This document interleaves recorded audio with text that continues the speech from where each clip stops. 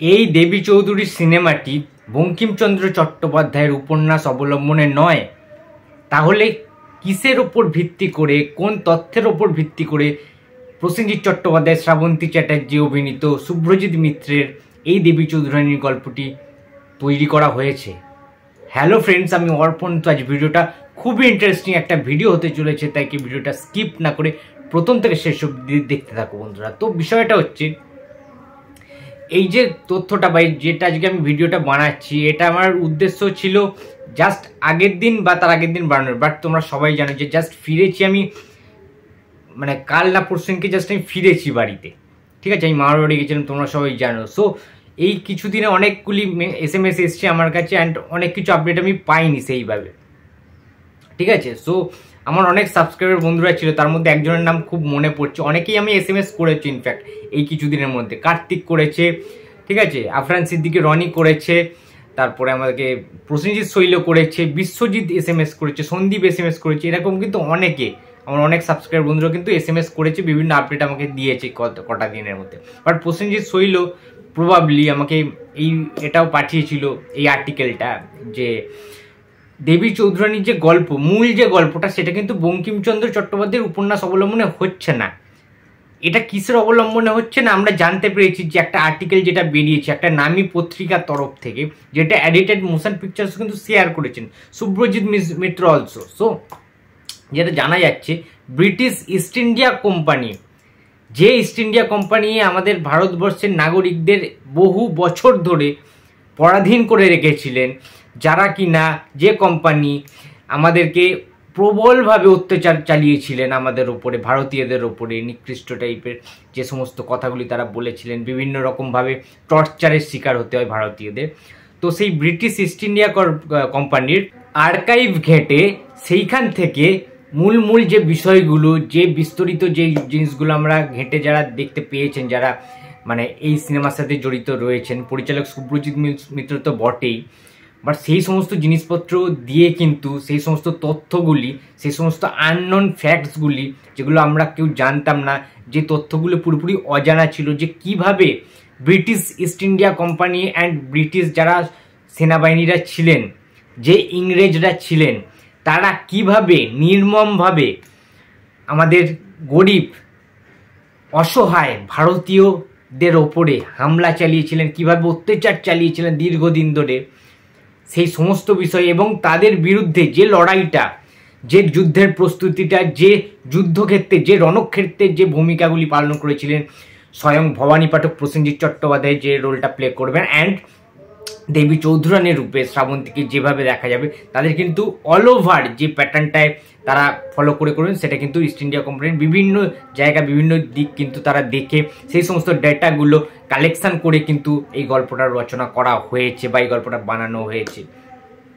এবারে বিষয়টা হচ্ছে, আমরা প্রথম দিকে দেখেছিলাম যে ভবানী পাঠকের যখন প্রসেনজিৎ চট্টোপাধ্যায়ের লুকটা এসেছিল, বা তার আগে প্রিভিয়াস যদি দেখি নিশির ক্যারেক্টার বলি, আমাদের শ্রাবন্তীর যে ক্যারেক্টারটা, দেবী চৌধুরানী, সমস্ত কিছু, অর্জুনের ক্যারেক্টারটা, তো সমস্ত ক্যারেক্টারের পরে কিন্তু প্রচুর সমালোচনা হয়েছিল বিভিন্ন জায়গায়। আমরা হয়তো অতটা ফিল করতে পারিনি, কারণ আমরা তো যেহেতু ভালো লেগেছিল, অন্যরকম লেগেছিল, ক্যাচি লেগেছিল, তাই জন্য আমাদের কিন্তু বেশ প্রমিসিং লেগেছে। বাট অন্যান্য যারা ক্রিটিক্সরা রয়েছে, যারা ভবানী পাঠক বা দেবী চৌধুরানী উপন্যাস পড়েছে বঙ্কিমচন্দ্র চট্টোপাধ্যায়, তাদের ধারণা ছিল অন্য রকমের লুক হবে, অন্য রকমের দেখতে হবে। বাট এটা যেহেতু বঙ্কিমচন্দ্রের উপন্যাস অবলম্বনে পুরোটা নয়, ঠিক আছে, তার জন্যই একটু আলাদা টাইপের, একটু ডিফারেন্ট টাইপের লুক কিন্তু দেওয়া হয়েছে প্রত্যেককে, যাতে একটু হরেবল টাইপের লাগে, যাতে একটু এস্থেটিক টাইপের লাগে প্রত্যেকজনের লুকস দেখতে, সেই অনুযায়ী কিন্তু করা হয়েছে। এটা কোনো খারাপ উদ্দেশ্যে করা হয়নি, কারণ এই জিনিসগুলো করা হয়েছে তার কারণ এত বাজেটের যেহেতু ছবি, এবং যদি ভয়ঙ্কর টাইপের কোনো সিনেমা না আসে দেবী চৌধুরানী, যেটা গা ছমছমে ভাব আসবে, আমরা ফিল করতে পারবো তৎকালীন দিনের ঘটনাগুলো, যে যুদ্ধগুলো হতো আমাদের ইংরেজদের সাথে, আমাদের ভারতীয়দের যে লড়াই, যে বিরোধ, যে আক্রমণ, যে যুদ্ধ, ঠিক আছে, সমস্ত কিছু মিলিয়ে এই যে সংগ্রামটা, সেই সংগ্রামটাকে লার্জার দ্যান লাইফ হিসেবে যেভাবে বড় স্কেলে বানানো হচ্ছে, এটা কিন্তু সম্ভব হতো না যদি না ইস্ট ইন্ডিয়ার কোম্পানির বিভিন্ন কিছু আর্কিটেক্ট থেকে কিন্তু যদি না নেওয়া হতো। এটা কিন্তু ফ্যাক্ট। এবারে বিষয়টা হচ্ছে, বঙ্কিমচন্দ্র চট্টোপাধ্যায়ের যেহেতু মানে ওইরকম উপলম্বনে পুরোটাকে যেহেতু করা হচ্ছে না উপন্যাস অবলম্বনে, সেহেতু আরও বেশি আমরা অ্যাকশান দেখতে পারবো, আরও বেশি আমরা থ্রিলিং সেই ভাবটা দেখতে পারবো, পরতে পরতে উপভোগ করতে পারবো সেই জিনিসটা, সেই গুজবাম্পসটা কিন্তু সবার মানে দেবে, সবাই ফিল করতে পারবে প্রত্যেকজন আর মানুষ। তার কারণ আমরা সবাই ভারতীয়, আমাদের দেশপ্রেম জিনিসটা কিন্তু আমাদের ভারতীয়দের মধ্যে প্রবলভাবে রয়েছে। প্রত্যেকটা দেশের নাগরিকদের তাদের দেশের প্রতি, তাদের কান্ট্রির প্রতি যে ফিলিংসটা, ঠিক আছে, ওই ব্যাপারটা কিন্তু ভেতর থেকে আসে বস, ঠিক আছে, ওটা কিন্তু পয়সা দিয়ে কেনা সম্ভব নয়। সুতরাং যে বিষয়গুলো আমরা দেখতে পারবো দেবী চৌধুরানীর সিনেমায়, প্রসেনজিৎ চট্টোপাধ্যায়, ভবানী পাঠকের এইরকম হরেবেল লুক, এইরকম মানে অ্যাকশান, ঠিক আছে, যেটা বিভৎস লেভেলের ভয়ঙ্কর হবে, যেটা কিন্তু মানে আমাদের উপন্যাসটা অবলম্বনে, অর্থাৎ বঙ্কিমচন্দ্র চট্টোপাধ্যায়ের যে উপন্যাস সেটা অবলম্বনে যদি করা হতো টোটাল গল্পটা, তাহলে কিন্তু এতটা অ্যাকশন আমরা দেখতে পেতাম না বুমবাদার। তো সেটাও একটা আলাদা আমাদের পাওনা, আলাদা একটা পাওয়া, যে ইস্ট ইন্ডিয়া কোম্পানিরও যে ইতিহাসটা রয়েছে, তাদের বিভিন্ন জিনিস দেখে যেটা আমরা জানতে পেরেছি বা ঘাটাঘাটি করে দেবী চৌধুরানী এন্টায়ার টিম যেটা জানতে পেরেছে, সেটা কিন্তু আরও কঠিনতর, আরও কিন্তু ভয়ঙ্কর অত্যাচার, নির্মম শোষণের কথা কিন্তু সেখানে পাওয়া গিয়েছে।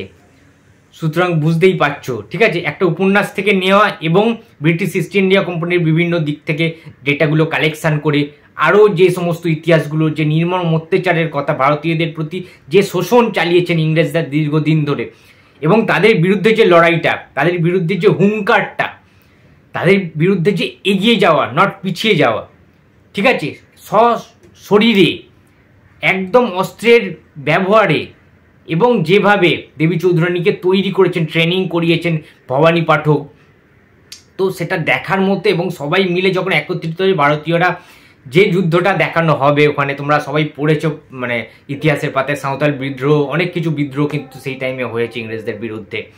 সো এই বিষয়গুলো দারুণভাবে ফুটিয়ে তোলা হবে পর্দায়, এবং আমরা যুদ্ধ দেখতে ভালোবাসি, আমরা ঐতিহাসিক সিনেমা সেইভাবে হয়তো দেখতে পাই না বাংলা সিনেমা ইন্ডাস্ট্রিতে, বাট এই প্রথমবার এত বড় একটা ঐতিহাসিক সিনেমাটা কিন্তু আমরা প্রেজেন্ট করতে চলেছেন পরিচালক শুভ্রজিৎ মিত্র, এবং প্রসেনজিৎ চট্টোপাধ্যায়ের যে লেভেলের অ্যাকশান থাকবে, এই লেভেলের ভয়ঙ্কর হরিবেল একটা অ্যাকশান আমরা এর আগে হয়তো বুমবাদাকে কোনো সিনেমাতে এইরকম লেভেলের অ্যাকশানে আমরা দেখিনি। তার কারণ অনেক কটি রূপে কিন্তু আবির্ভূত হবেন ভবানী পাঠক।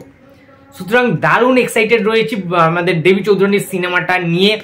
তো দিনের পর দিন একটার পর একটা প্রমোশনাল স্ট্র্যাটেজি বা বিভিন্ন আর্টিকেল দেখতে পাচ্ছি আমরা বেরোচ্ছে, তো এগুলো দেখে ভালো লাগছে। অনেক কিছু অজানা তথ্য কিন্তু আমরা জানতে পারছি দেবী চৌধুরানী সিনেমাটাতে। এর ফলে কি হচ্ছে, আরও বেশি আলোচনা হচ্ছে চারিদিকে, ঠিক আছে, যারা এই সিনেমাটা নিয়ে এক্সাইটেড এবং যারা আলটিমেট সিনেমা প্রেমী, যারা ঐতিহাসিক সিনেমা, হিস্টোরিক্যাল সিনেমা দেখতে পছন্দ করেন, তাদেরও কিন্তু ভালো লাগছে। একটা সিনেমা নিয়ে যখনই আলোচনা হয় তখনই কিন্তু সেই সিনেমাটার প্রমোশন বলি, সেই সিনেমাটার প্রতি আগ্রহ, সেই সিনেমাটার প্রতি ইন্টারেস্ট কিন্তু মানুষের আরও বৃদ্ধি পায়, অ্যান্ড এটা কিন্তু স্প্রেড করে চারিদিকে, কিন্তু আলোচনা সমালোচনা কিন্তু ছড়িয়ে যায়। তো এটা কিন্তু দরকার, এত বড় একটা সিনেমা, এটা কিন্তু সুপার টুপার ব্লকবাস্টার হিট হওয়াটা দরকার। সো দেখা যাক পরবর্তী পোস্টার বা পরবর্তী টিজারের জন্য ওয়েট করে অবশ্যই রয়েছি। তো দেবী চৌধুরানীর যে কোনো এক্সক্লুসিভ আপডেট আমার চ্যানেল থেকে তোমরা পেয়ে যাবে, আমি অবশ্যই দিয়ে দেবো যে কোনো আপডেট পেলে। তো বন্ধুরা, এই ছিল আজকে আমার ভিডিও। তো ভিডিওটি যদি ভালো লাগে তো please like, comment and share করতে ভুলো না। যদি চ্যানেল নতুন হয়ে থাকো তো প্লিজ সাবস্ক্রাইব করে দিও। তো দেখা হচ্ছে আবার পরের ভিডিওতে। তো টাটা।